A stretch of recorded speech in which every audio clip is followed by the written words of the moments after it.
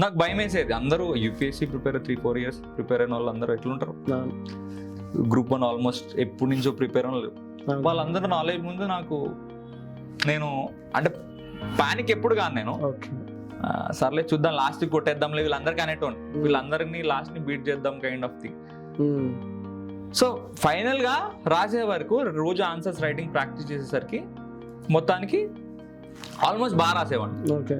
But ఇందాక మీకు ఆ యూనిక్నెస్ అటెంప్ట్, నాకు యూనిక్నెస్ కైండ్ ఆఫ్ థింగ్ రాలేదు. పేపర్లు నింపుతున్నా, యూనిక్ గా రిప్రజెంట్ చేయలేకపోయాను. బట్ నా ఓవర్ కాన్ఫిడెన్స్ లేకపోతే ఏందో కానీ అయిపోద్ది ఈసారి అనుకున్నా. ఈసారి ఖచ్చితంగా జాబ్ నాకు అనుకున్నా, బాగా రాసా, సూపర్ రాసా అనుకున్నా. కానీ వచ్చేసరికి లైక్ 425 ఎంత వచ్చింది, అరౌండ్ 450 అట్లా వస్తే జాబ్ వచ్చేది జనరల్ కేటగిరీ. Right fine. ఒక 1 వీక్ ఇంకా నాకు సరిగ్గా అంటే నేను ఏదో అనుకున్నా, లైఫ్ అంతా ఇట్లా ఇమాజిన్ చేసుకుంటాం కదా వచ్చేస్తుంది అంటే. స్కూల్ నుంచి టాపర్ ఉండేవాడిని, స్కూల్ ఎప్పుడు ఫస్ట్ వచ్చేవాడిని.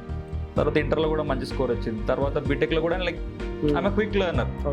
1 night చదివినా కానీ నాకు ప్లేస్మెంట్ వచ్చింది, జిఆర్లో మంచి స్కోర్ వచ్చింది. సో ఇది కూడా వర్కౌట్ అయిపోద్ది అనుకో, జాబ్ ఫిక్స్ అనుకున్నా. కొంచెం డిప్రెషన్లోకి వెళ్ళండి.